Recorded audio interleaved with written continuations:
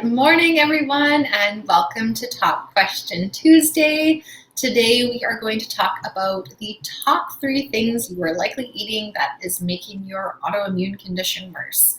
So, for those of you who don't know me already, my name is Jessica Melnick. I am the founder of the Anti-Arthritis Method and the host of the Happy Joints Arthritis Solutions Group. And I am here today with my colleague, Casey Kephart. And Casey, I'll let you say a little bit more about yourself. Yep. Hi, I am Casey Kephart. I'm the founder of Nutrition with Casey, the host of the Facebook group Nutrition for Women with Autoimmune Disease. And I live in St. Petersburg, Florida. I keep wanting to say Illinois because I come from Illinois, but St. Petersburg, Florida. And I work with women with all autoimmune diseases, not just arthritis. And I am a functional nutritionist. Awesome. Thanks, Casey. So I'm excited about today's topic because we get asked so often, what the heck am I supposed to eat or not eat when I have arthritis? Or at least that's what I'm asked about arthritis. And there's a lot of similarities between what to eat and not eat for arthritis and all autoimmune conditions across the board. So I'm going to start off by talking about some of the top 3 foods. And Casey's going to help me out because there's a little bit of science behind this. We're not going to get too deep into the science.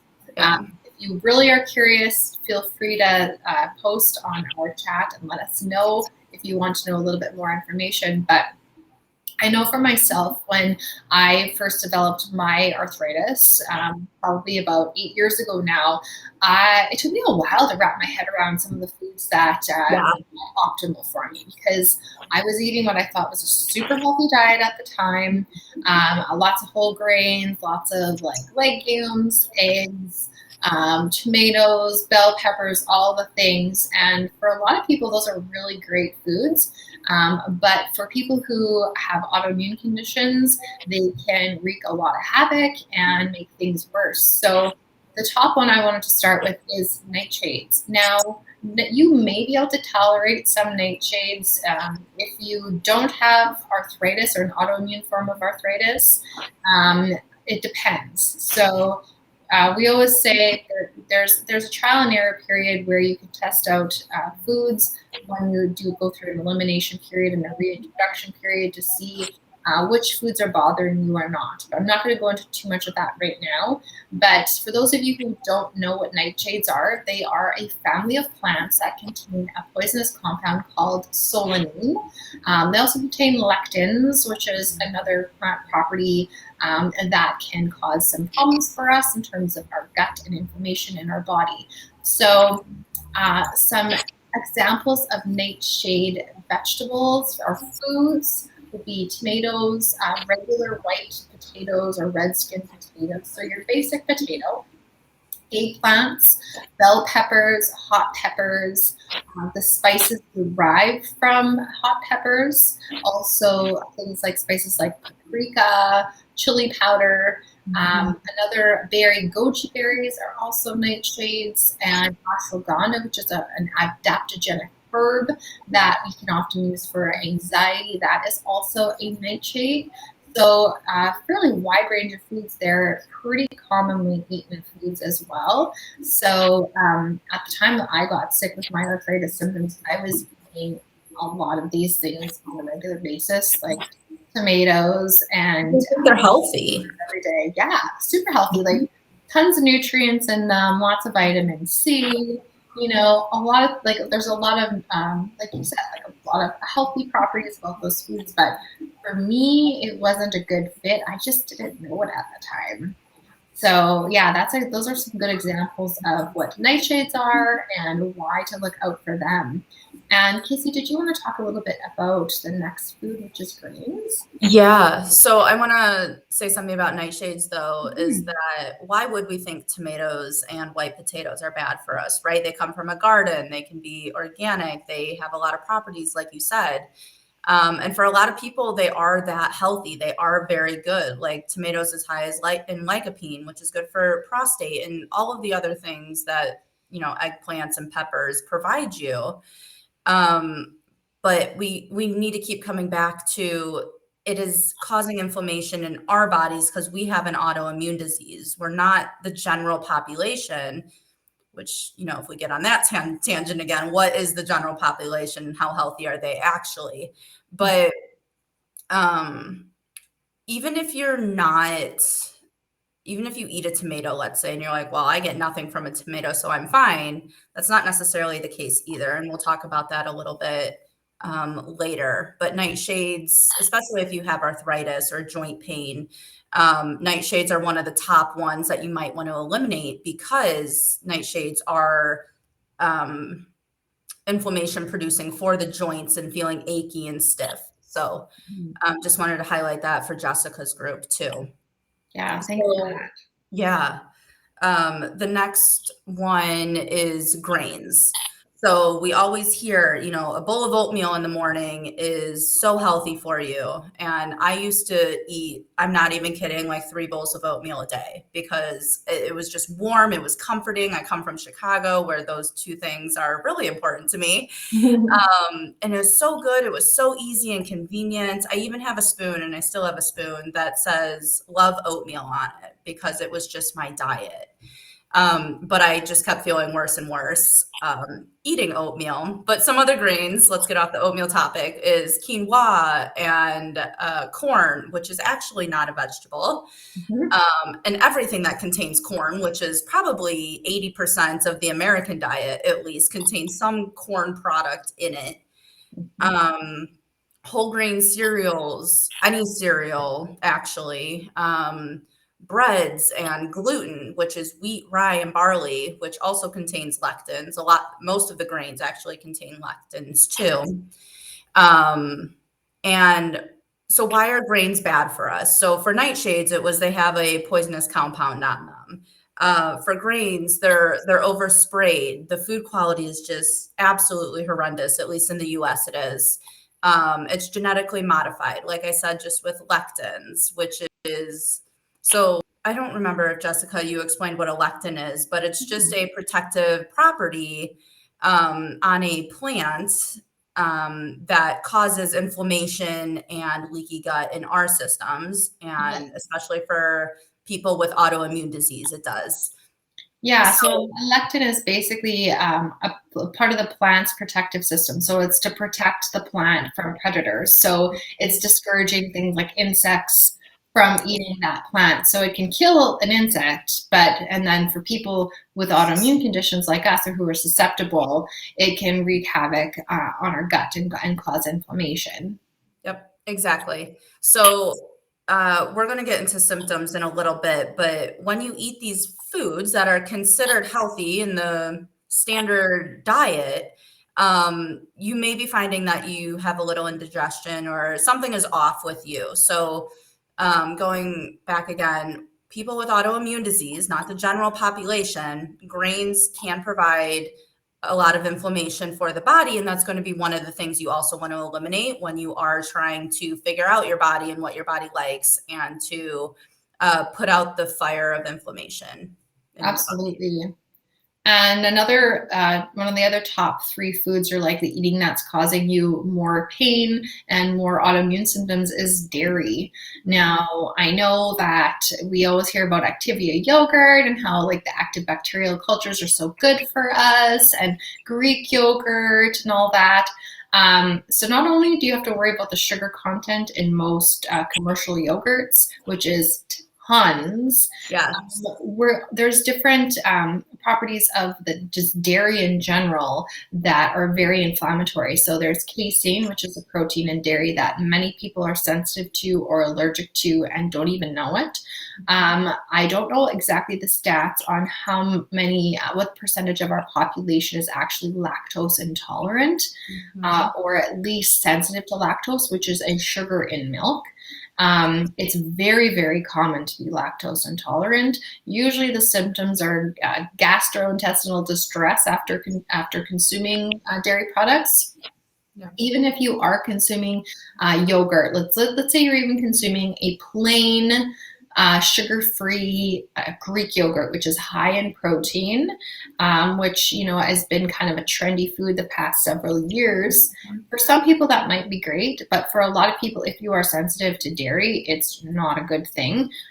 If you have an autoimmune condition, dairy is likely going to be one of your biggest culprits. It creates a lot of phlegm and mucus in our sinuses as well. You can feel it in the back of your nose, the back of your throat. It creates congestion. So if you have like allergies or things like that, it's just going to exacerbate those symptoms. So dairy is a big one that creates a lot of problems for many of us. So I don't know if you wanted to add to that, Casey, or Yeah, dairy is also very attacking to the thyroid as well. So let's say you have Hashimoto's or hypothyroidism. Oftentimes, eliminating dairy and, of course, gluten is going to really improve your thyroid. Doing one or the other is going to be okay, but do them both, and you'll have a better functioning thyroid. I think you covered another property of dairy that is very inflammatory is whey. So whey protein, which is just whey. essentially a protein in dairy, right? Yeah, exactly. So whey, I know for me, just rips my stomach apart. So think about these things next time that you're eating them, specifically dairy that we're talking about right now. And I think we can get into the symptoms now, right? Yeah, I So just want to say one quick thing though. I'm glad you brought up whey because a lot of us don't even think about that. Whey is one of those sneaky things that's in a lot of like commercial protein bars. yes, So I know there's one really popular brand out there of protein bar and it's high in whey protein. A lot of them are made from whey protein. There's the vegan proteins that are made from like a grain and legume proteins. Those aren't great for us either. But whey in particular is found in a lot of commercial protein bars, a lot of the protein powders as well. So sometimes people don't realize that whey is actually a milk protein. yeah. So just to point that out, because sometimes we think, oh, well, I don't eat cheese or I don't drink milk, but then you're eating a bunch of protein bars or having protein shakes with whey in them and not realizing. So yeah, whey is huge. So yeah, let's They move do. on to the symptoms unless you wanted to add to that. No, I was just gonna say they do sneak it in everywhere, just like gluten and soy and corn. Like you will just never expect what these ingredients are in. So always look at the ingredient label. We should actually talk about that in a live, the ingredient label importance. Mhm. Yes, because a lot of people don't really know how to translate the Right. ingredient labels. Or what to look for. Exactly. And there's a lot of different words for gluten. There's a Yeah. lot of different words for MSG. There's Yeah, all sorts of stuff in there that is sneaky. exactly. That just says something about our food, the government of food. I don't know why I'm missing that word, but whoever regulates our food, that's saying a lot about when you want to sneak products in and not be truthful on what you're actually eating. Yes, exactly. Yeah. So we kind of alluded to this before. So these things that we just mentioned, the nightshades, the grains, and the dairy, um, you may be eating some of these things. Let's say like eggplant or tomatoes or your Activia yogurt. I laugh every time we talk about that, Jessica. But um, and you may be thinking like, oh wow, these products make me feel good, or I don't get any symptoms from them. I just want you to reevaluate that and invite you to kind of look into how you're feeling 2 hours to 72 hours later after eating these things, because they do, in most people with autoimmune disease, cause symptoms that you might not realize are symptoms or that are out of the ordinary. Because a lot of times we just say, oh yeah, my stomach hurts, like this happens from time to time, or oh yeah, I have some gas today, like big whoop, that's normal. It's Mhm. not necessarily normal at And all. it's not just indigestion that you're Exactly. looking for. So you might not get indigestion from a food, but that doesn't mean it's not harming you in other ways, right? Exactly. So for you kind of mentioned dairy, but some other things besides like the phlegm and the indigestion for dairy is dark circles around your eyes. I know that when I eat a lot of dairy, which I am not supposed to do, I get dark circles around my eyes. And you can see that in the general population as well. Your eyes start watering, your ears start itching, your foot can start itching. Like there's a lot of things other than indigestion that go on, migraines and headaches as well. And that kind of leads into a food sensitivity too. So if you're sensitive or intolerant to dairy, migraines and headaches can happen. Mm-hmm. Yeah, absolutely. And then if we look at nightshades, like we were talking about before, it's really common to create joint pain and inflammation and achiness in the body. You might even feel some fatigue. Fatigue is a huge symptom that a lot of us don't recognize as being related to food. Yes.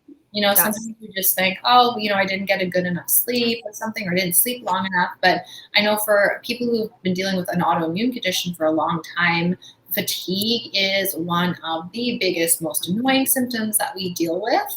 And food has a lot to do with our energy level. Absolutely.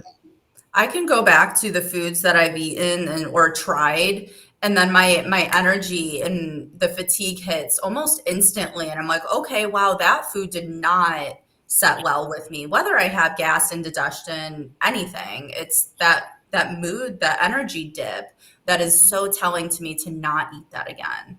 Yeah, it's kind of like, how people always laugh about like holiday meals and like everyone laying on the couch after and groaning because they're so full and so sleepy. And oh, Mm-hmm. turkey makes you tired. And like, yes, Tryptophan. it does have tryptophan in it, which does like make us feel calmer and more relaxed. But Mm-hmm. I can guarantee you it's not the turkey.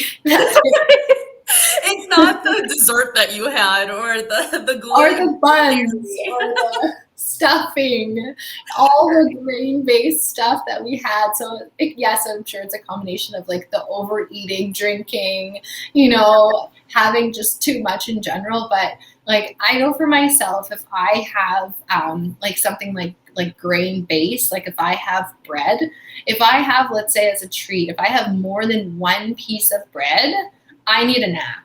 Yep, Like 100%. it completely wipes me out. My brain is foggy. I can't think clearly. It's like I'm not sharp. So I know for me, if I have lots to get done in a day, you're not going to see me eating any type of grains for now because it puts me right to sleep. I'm like that even with like gluten-free pancakes, or I rarely eat gluten-free toast, but gluten-free pancakes, it still has the grains in it. It still has some dairy in it. And I've learned that with little bits I can get away with, but it is going to put me on my ass. Don't talk to me. Let me watch Netflix all day.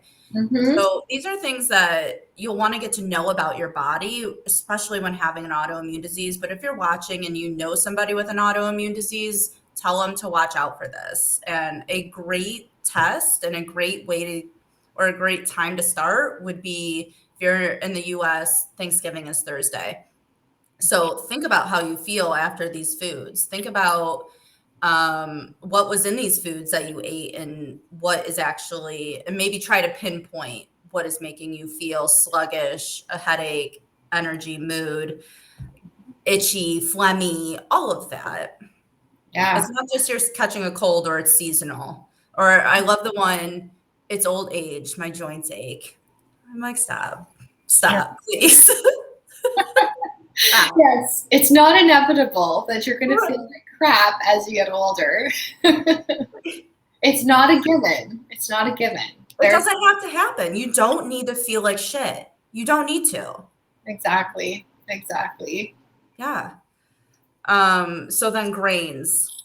So going right to the energy and mood, like we just talked about, grains are very starchy. Grains are full of carbs, which elevates our blood glucose levels, and that just goes like a roller coaster, especially if you have blood sugar issues. And then the gas and the bloating, the indigestion that often grains really cause. Migraines, again, the brain fog because of the high starch content, because of the lectins, because of the leaky gut, because of the inflammation.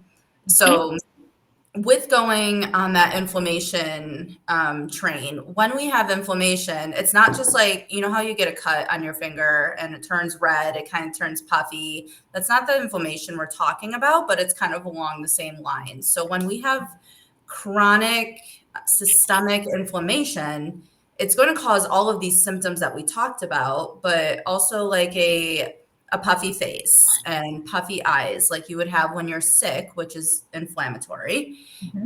You're going to have irregular bowels. So whether that's constipation, diarrhea, you're going to have that nasal congestion. You're going to have the itching that I keep talking about. And I keep saying that because it's something that is just not known to be a symptom of food sensitivities or inflammation in Yeah, general. like eczema and yeah, lots of different skin irritations, psoriasis. Well, Mhm. psoriasis is an autoimmune condition. Yep. But yeah, those are things because you have inflammation and you have leaky gut. Like Right. that's not just like, oh, I got some dust on my skin and it's itchy and it's Yes. irritated. Like, no, no, no. This is something that's happening internally inside your Right. body. Exactly. Acne too. That's a complete sign that something is going wrong, like inside of your body systems. Yep. It's not that you didn't wash your face enough or it's just a hormonal issue. There's so much more to it than just that. Right. Even a hormonal issue that is exactly, not exactly, directly leading into your leaky gut if you have hormonal issues as well. So everything that happens externally is probably an internal factor that we need to address. And it means, one, we've already said you have a leaky gut, but an imbalance of healthy and bad bacteria is going to make all of this happen. So that's the underlying root cause of this is your leaky gut, is your microbiome, which is the bacteria that is in your body, essentially. Yeah, absolutely. Absolutely. Um, So Go go ahead. ahead. Okay. So the next thing I was going to say is, let's say you don't feel any of these symptoms. And if you do, I am happy for you. And you are one of the lucky autoimmune people around. Because I can tell you I have 90% of this stuff when I eat foods that are not good for me. But that doesn't mean that that's always going to happen. And that doesn't mean that it's not causing inflammation in your body still. You're one of the lucky ones where you don't notice the symptoms now, but that doesn't mean that you're not going to notice them in 5 years, 1 year, 6 months. So you didn't just wake up with an autoimmune disease. You didn't just wake up and get sick. Let's just say a cold even. These are chronic things that happen in the past that lead up to this one day where you're like, wow, I need to go to the doctor, and you find out you have an autoimmune disease. It's the stress, it's the lifestyle, it's the bad diet. So when you keep eating, let's say you have an autoimmune disease, which I think you do if you're in our groups, you keep eating these nightshades, you keep eating these grains, and you keep eating these dairy products, and you get no symptoms, you're going to get symptoms. Let me just tell you that. Like, it can be 10 years down the road and a long time, or it can be 6 months from now. But don't think it's not causing inflammation in your body. And I want to guarantee, I can't guarantee anything, but I am so confident that if you just took out those 3 top foods that we talked about today, you're going to feel something positive, and that you have more energy. You have a positive mindset now. Your quality of sleep is better. You're thinking better. Something was going to change that you didn't think that was off before, but it really was. Yes, absolutely. And like you said before, this is something you may have developed symptoms overnight. I know I experienced that. It was kind of like waking up and it was like, holy cow, what's happening to my body? Mm, But that had been building for a very long time. And it was just, a stressful event in my life that kind of put my symptoms over the edge.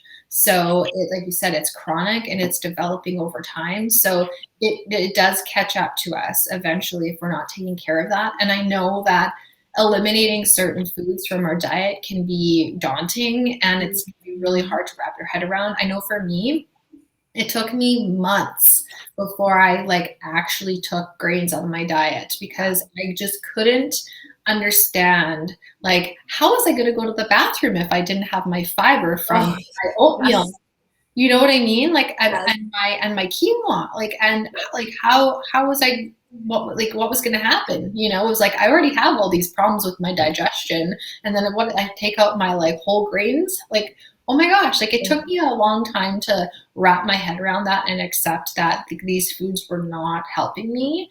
And holy cow, like when I think back to how I used to feel in terms of just my digestion, not to mention my like autoimmune symptoms, but from then till now, wow, like what a difference. Oh, And it's a mindset shift. We always talk about that. It's a mindset shift. And so um, that's why both Casey and I have programs where we work with people. We hold your hand, we walk you step by step through the process because we know that changing our way of eating is a challenging process. And we know that it's a mindset shift, and we help you with that mhm. because it's not something that's easy to do on your own. I don't know anyone who can be successful doing this without support and guidance and accountability. So, hence, this is why we do what we do because we've been there and we know what it's like, we know the challenges, and it's so much easier when you have somebody who can lead the way. It saves you time and energy. And when you know that someone has got the results that you want, that we can help you get there. So Yeah. I'll let you continue on with that, Casey. I know you probably have a few more things to say. Yeah, and we know what's on the other side of eliminating these foods and getting rid of the grains, which is remission of your autoimmune disease. It's feeling better. It's playing with your kids again. It's starting up a sport that you've let go because of your joint pain. So we don't take this lightly. We don't just say this and that it should be easy to eliminate these foods. It should be easy to tell your family what to do, you're doing, or your friends, or anything, but the risk and the hard work is worth it because you're going to live a lot longer, you're going to feel a lot better while you're living, and you're going to come to like how you're eating because you love how you're feeling. Mhm. And to start getting to there, like Jessica said, it's a mindset shift, and we talk about that all the time. We have everything about that in our programs, along with step by step how to eliminate these things, when to reintroduce them in, because like we keep saying, everything is temporary. Doesn't mean you can go back to eating gluten and dairy and peanut butter and jelly sandwiches every day, but you don't need to be 100% strict forever. So um, talk to us about it if you're interested, and comment below, or do your own research on it. Honestly, like look at YouTube videos on a leaky gut, look at YouTube videos on nightshades, and read these medicine blogs on it. And if you have questions, let us know. Mhm.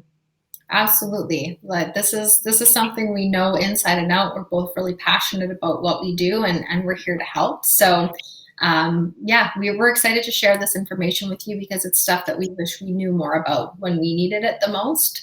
And I don't know about you, Casey, but I know I suffered for a long time before I figured it out because I didn't have the information. So Yeah, yeah, and having the right information saves you time and energy and gets you feeling good way faster. And our quality of life is so important. And like you said before, getting older doesn't, feeling like crap is not a given. And you don't have to no, feel like crap. You can feel so much better, probably better than you can even imagine that you could right. feel. Because sometimes when we're feeling like crap for so long, it's hard to even believe that you could feel better. So, um, Exactly, because it's a yeah. new normal. And honestly, I know you mention this every single time, Jessica, is we're playing the victim if we really think that. We're playing the victim if we think that this is normal, that it's never going to get better, or that we're just meant to ache. We're meant to, have gas all the time and bloating and puffy faces. So we're here to tell you that it's not normal and there's something to do about it. And we're here for support and accountability and all the things. Absolutely. No, I think we can leave it there. I think we covered it all. And yeah, Yeah. comment below if you've got some questions or if you have other topics that you'd like us to cover in these lives. I will be away for the next couple of weeks. I'm going on vacation. So unfortunately, I will miss you guys. We won't be talking on these for a while. I'm sure in Casey's group, you might see her. But we'll be back in a couple of weeks and to give you all the juicy info. Thanks, Jessica. Have an amazing time on your vacation. Thank you so much. I'm very excited. Fingers crossed to flights being on time, even though the snow is coming. All the good juju, all of it. Thank you. All right. Bye, everybody. Take care.